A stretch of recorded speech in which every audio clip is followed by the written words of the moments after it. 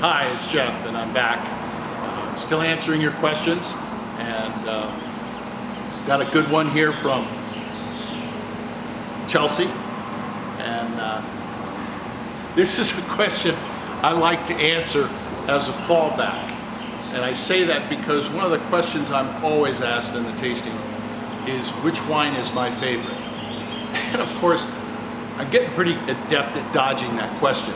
It's, well, what am I eating? What time of the day is it? What month of the year is it? I don't know how much I want to drink Petite Syrah on a hot August afternoon at 102 degrees outside. But one of the questions that I do get that's pretty easy to answer, and that is, what's the easiest grape to work with? Or, in your case, Chelsea, what's the most difficult grape to work with? And that's really a slam dunk for me. We make 6 of them, but we make Zinfandel. And Zinfandel is probably the most difficult, the most frustrating, the most unpredictable, varied. It's like Forrest Gump's box of chocolates. You never know exactly what you're going to get. I think the origins of the difficulty is the grape itself, in that Zinfandel is notorious for uneven ripening. It is not uncommon during harvest to find a cluster of grapes on a Zinfandel vine where a portion of them have turned to raisin or have started to dehydrate and have some significant signs of shrivel.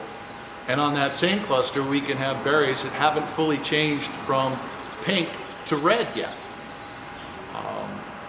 Oftentimes, trying to judge when a vineyard is ready to be picked is the most difficult, because the measurements we use to determine how much sugar is in the grape aren't very accurate when it comes to Zinfandel. Zinfandel has a characteristic somehow that it is able to hide its sugar. And while we will measure that it is 23 or 24 bricks, in reality it's closer to 25 or 26, or maybe even 27 or 28.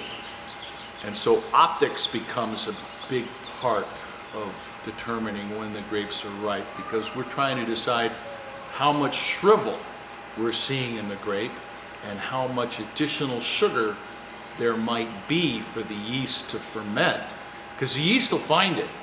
Zinfandel doesn't hide the sugar from the yeast. When the yeast are hungry, they'll find it.